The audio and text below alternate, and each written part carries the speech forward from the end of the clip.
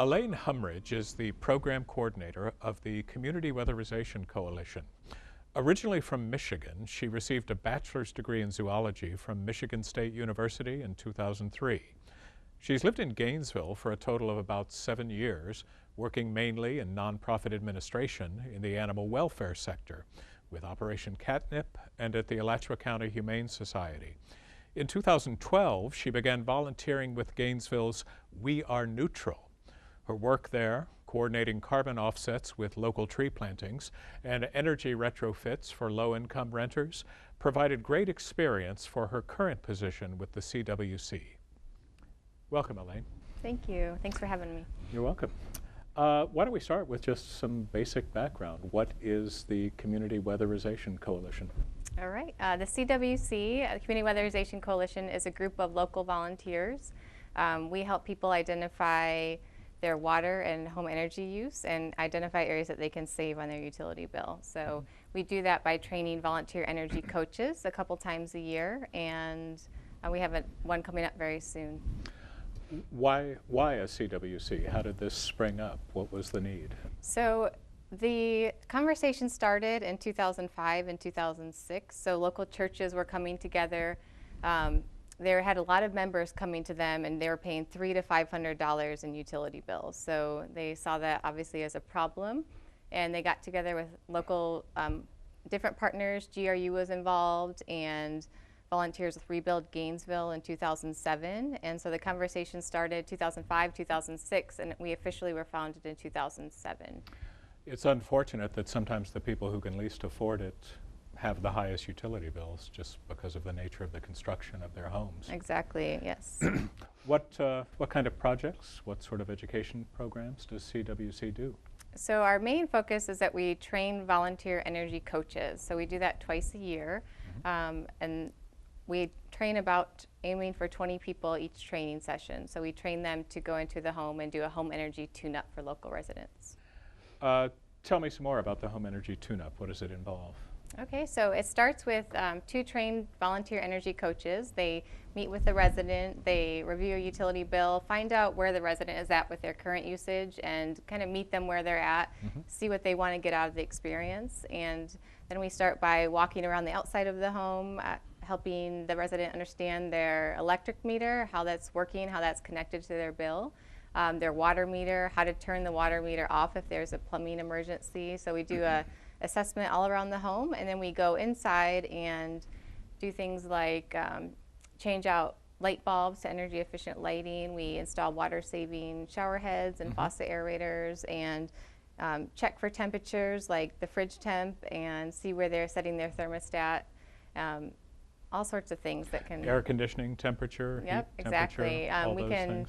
If the AC is on, we can check the differential and the temperature drop to make sure that the unit is running efficiently, making sure they are changing their filter regularly, just like you would in your car. You get a tune-up. So keeping those appliances running efficiently is really going to help their utility bill. So do they have to be there when you're doing this audit? Yeah, ideally, yeah. So, I mean, we could do it without them, but it wouldn't be nearly as impactful. So because it's educational as well as just being practical. Yeah, so knowing which light bulbs, we take 16 LED light bulbs, so knowing which ones they use the most in their home is, you know, a difference of several hundred kilowatt hours if they weren't there. So while you're doing this educational process, you have their utility bill laid out, and you're explaining what all of it means and all those numbers that I don't quite understand what they mean. Yeah, there's a lot of numbers on that bill, and yes, we do ask the resident to have their recent utility bill handy for the volunteers when they arrive, helping them understand things like how their wastewater is charged and when that's charged, and connecting the appliances that they use with those kilowatt hours is really helpful for them. And about how long does this process take? It takes, we're very thorough, and we spend a lot of time with the resident. Depending on how much time they have, we work with them, but on average we spend between 2 and 3 hours in a home or apartment. Is this an army of volunteers that descend on the house, or is it a couple of people? Just 2, yeah. We try not to take too many in a home. That could be quite invasive and overwhelming for the resident. So usually 2, sometimes 3 if we're doing a training, but usually 2 volunteers. Yeah. And is there a cost to the homeowner? No, not at all. It's a free program, free for residents, and yeah. So is there one thing that stands out, like some sort of tip you can share with us that is the pervasive energy issue in most houses? I would say the tip that I give them probably most helpful is the heating and cooling, because so many folks don't maybe know the recommended settings. We all have different internal comfortable temperatures as well, and of course some seniors, they get colder easily, so they might need a warmer temperature, but the proper setting in the summertime is 78 degrees, and so when we go into a home and we see them setting it at 70 or 72, we just want them to know how much that's connected to that dollars on their bill. So yeah, it adds 4% for every degree that they go above that. Is that right? I didn't know that. What do they need to do in preparation? They know you're going to come for the audit. Is there anything they need to do, or do you want everything to be normal? Or? We want it to be normal. We do want them to know we're going to, look around at appliances, and we are going to check under the sink for leaks and things like that. But they just need to be home for about 3 hours and have their utility bill ready for us.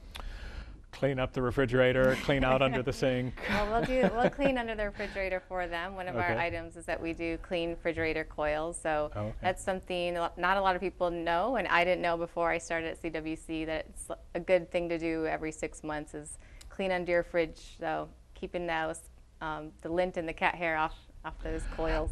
Now, I pull that little thing off the bottom of my refrigerator and I vacuum what I can see. Great. Is that what it is? Yeah. Or do you go way back in become a volunteer. Yeah.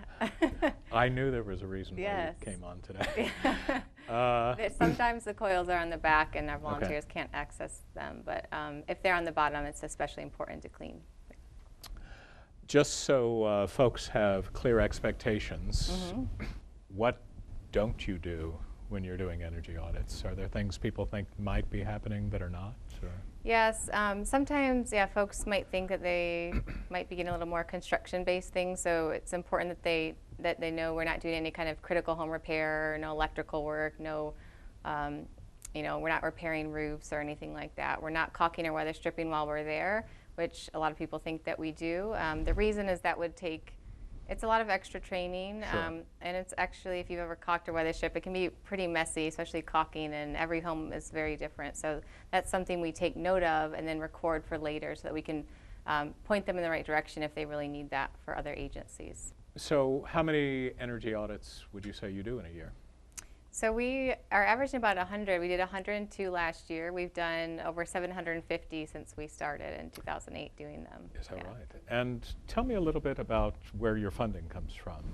How do you guys pay for what you do? Yeah, so we are funded from a multitude. We are a nonprofit. We are funded through a little bit through the county, the city, through GRU.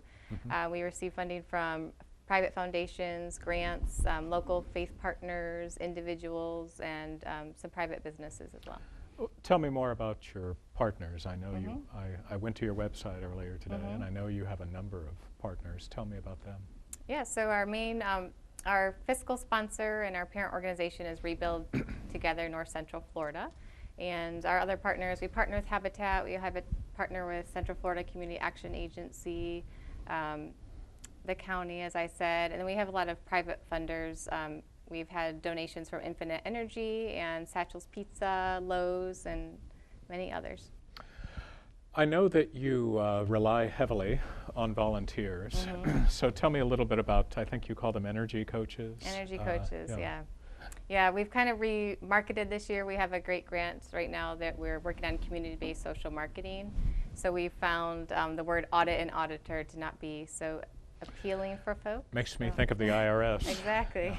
So energy coach has seemed positive and fun for people, and then we have called it a home energy tune-up. So who is eligible? What kind of person are you looking for to be an energy coach? Well, we would take anyone interested in energy efficiency and working with the local community, ages 14 and up, technically with parental approval, but right now all of our volunteers are ages 20 to in their 70s and from all walks of life. So, If you're interested, how do you go about becoming a volunteer? they can call me, email, or go to our website, communityweatherization.net. So we have a Facebook page, we're on Twitter. Yeah, we have our training twice a year. Oh, okay. What times of year are they? So it's every spring and every fall. Okay. We do attract a lot of student volunteers, and being in a university town, which is great, but summer slows down for us, and it's yeah, a little less difficult. Do you have any needs other than your energy coaches? Are there other ways to become involved? Definitely. So we have a lot of need for data input, help at the office with stocking the audit kits, getting us prepared to go on the Tuneups, and then fundraising, of course, as a small nonprofit, and grant writing and events and all sorts of different things. You mentioned you've done over 700 of these since your inception. How do you decide? I mean, can anyone call for an energy audit, or do you have to have a certain qualification? Who's eligible for these? So yeah, anyone that's interested in lowering their energy and water use in Alachua County is eligible. Although our mission is that we are trying to help the low income the most. So those that are most energy burdened are sometimes spending 3 times of what the higher class would pay in their utility bills, because they're living in older housing stock. Their appliances are less efficient, and so that's really our main focus. And we do help anyone else as well. If I'm interested in an energy evaluation, do I have to own my home, or can I be a renter? No, we definitely help renters, and those are some of the most energy burden out there is the renters. So for a renter, we would just focus more so on things that they can do behaviorally. Let them know that about 30% of their utility bill is behavioral, and that they have, empower them on that. So things like the temperature settings, which we mentioned earlier, and how many loads of laundry they're doing a week, and where they're setting their fridge temp, and where their water heater temperature is set to, and the light bulbs, and all those things. Do you have to work through the landlord if you're a renter, or? No, we would just need resident approval. Any kind of modification that we would do is something that could be changed back if necessary, like the shower head or the LED to the incandescent bulb. So it is great to work with landlords, and if we do an apartment complex, for instance, it's really great to work with the maintenance team there that's supportive and interested in energy efficiency and making that apartment better for them. So apartments, single family houses, mobile homes are eligible? That too, yep, definitely. So there's no one who's not eligible? Correct. I have a teepee. It's probably drafty, yeah. That's right. How do you go about, what are the nuts and bolts of receiving a Tuneup? How do you The contact? application? Okay, so yeah, just a simple call, and I'll be the one answering, and the only staff member.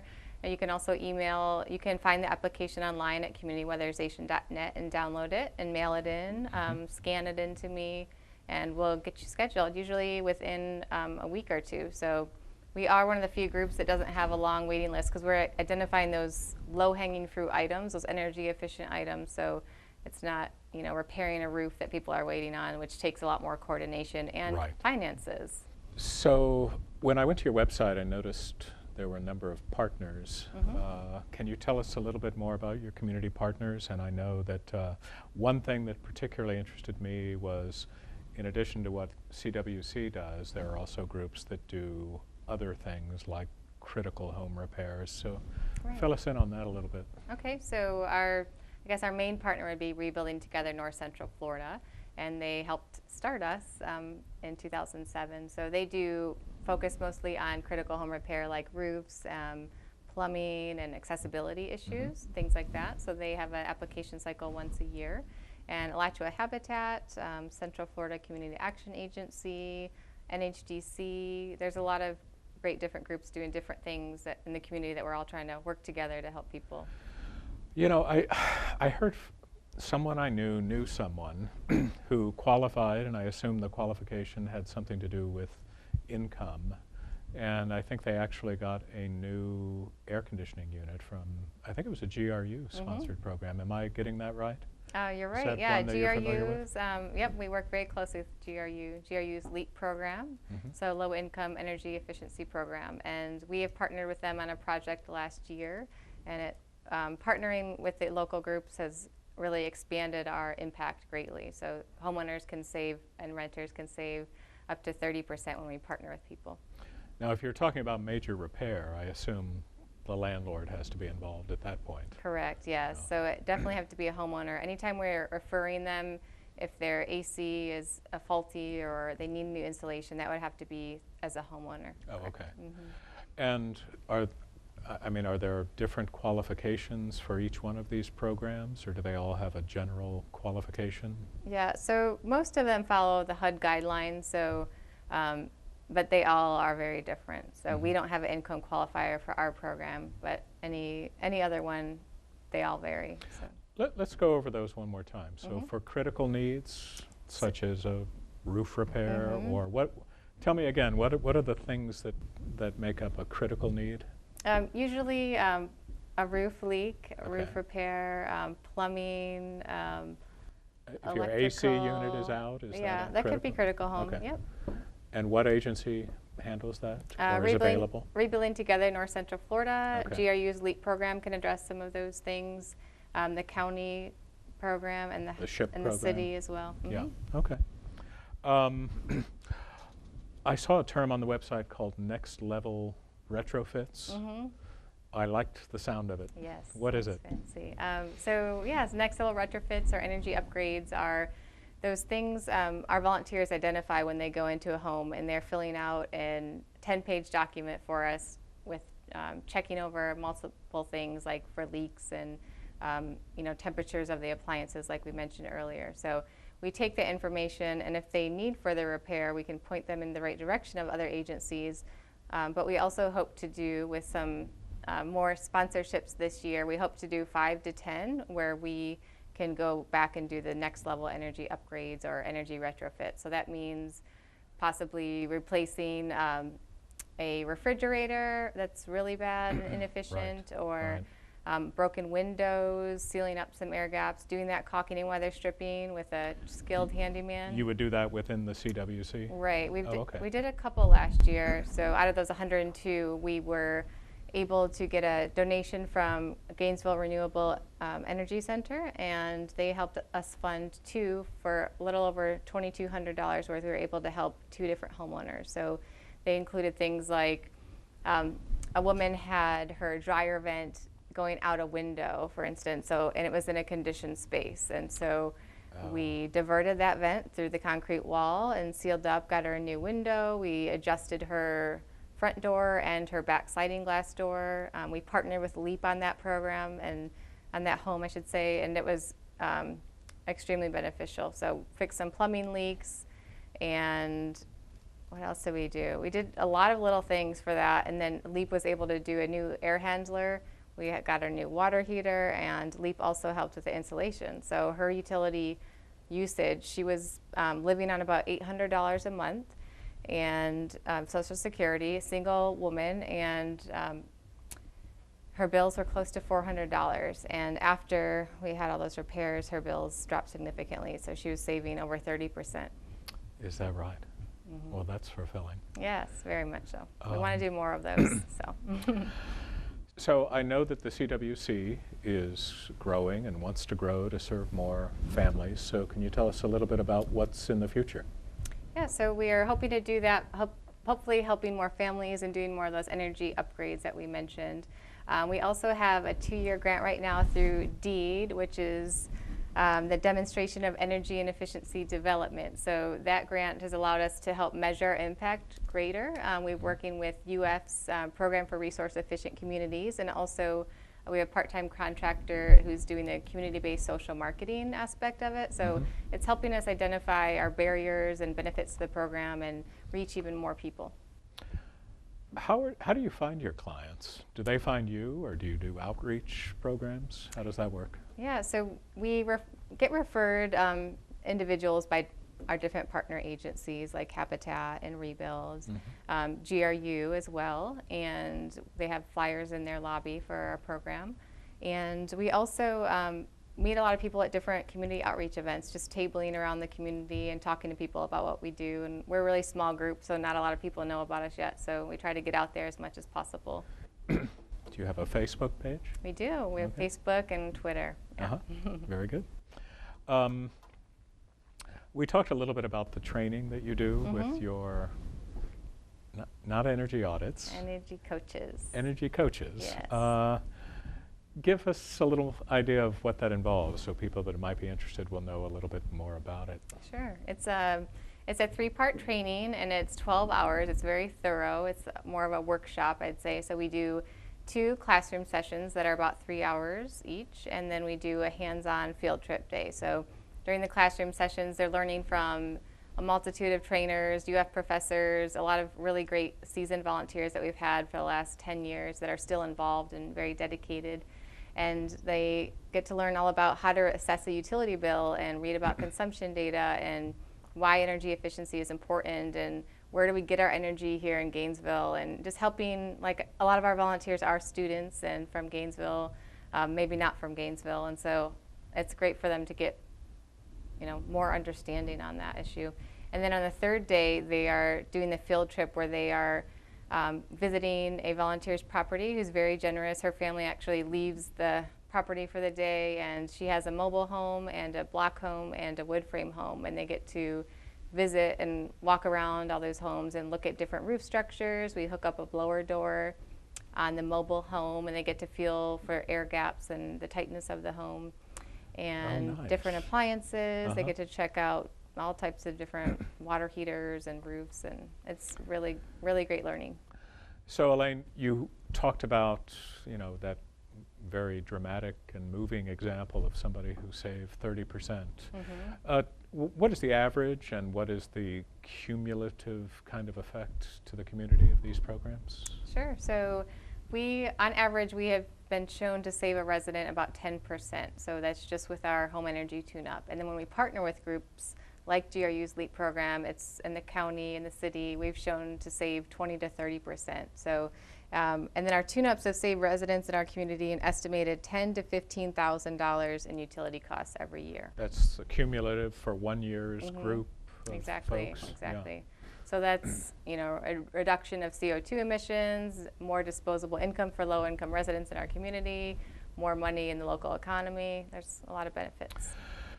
Well, and we hadn't even really talked about that much, but in addition to feeling good about helping a neighbor, be more energy efficient, you're also helping the planet, and that's important. Exactly, yeah. Less water drawn from our finite aquifer supply, less CO2 emissions from the energy transport, and kilowatt hours saved just by switching out some light bulbs.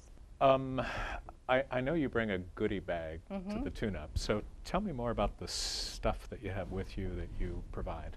Sure. So we provide about $80 worth of supplies for the resident. So we carry that all in a tote kit, and the volunteers leave certain items with them, and not just leave them, but they actually install them. So that includes 16 LED light bulbs, pipe insulation for their water heater, pipe insulation for their refrigerant line on their AC, their outdoor AC, and we also provide now, as of this year, a carbon monoxide detector, so safety as well, and draft stoppers, some temperature cards, lots of little goodies. Low flow shower heads, right? I try to call them water saving shower heads because people, because that low flow, people are scared off by that. But once you install it and show them, ours actually, they adjust. So there's a massage. There's 3 different.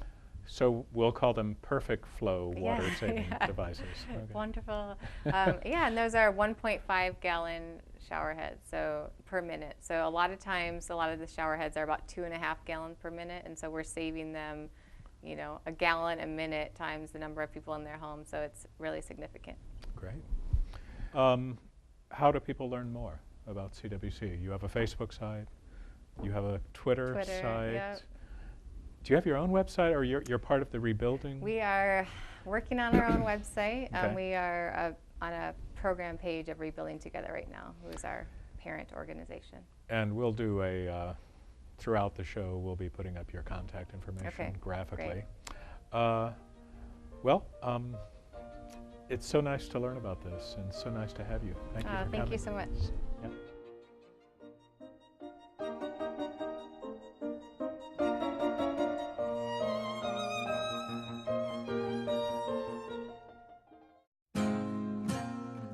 We used to write letters to each other a lot, and it was intimidating to talk to him sometimes because he just seemed so isolated by himself. She started talking about how she wishes that her life was over and she wishes that she was never born. So I knew he had depression, but I didn't know it was that far. Said something to me about killing himself. Tell somebody, tell an adult, a counselor, parent, whatever.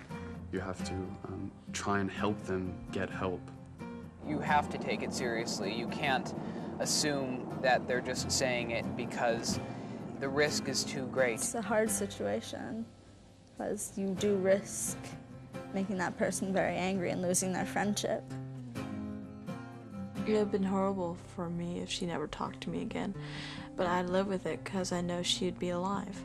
Definitely worth getting help, even if you think you're going to lose a friendship, because it's better to lose the friendship than the actual friend. Anthony is wanted everywhere. Anthony's on my team. Oh, he's on my team. But recently, Anthony went with his parents to find a new place to live. It's already rented. But housing discrimination is illegal, so Anthony's parents filed a complaint. And now they have a wonderful place to live. If you believe you've been discriminated against in housing because of your race, color, religion, national origin, sex, familial status, or disability, call HUD or visit hud.gov/fairhousing. Fair housing is your right. Use it. I knew I should do more for the environment, but there was always those other things. You know, work, kids, the house. Then one day I'm watching this documentary about how waste is impacting the earth, and I was like, it's time to do better. So I started recycling. Metal and plastic in here, paper stuff in here. With just a few minutes a week, I'm keeping our community beautiful and our planet healthy. That's why I strive for 75. What about you? Visit strivefor75.org today. Hey, how's it going? Meet my friend Lou. Lou only says someone is very important.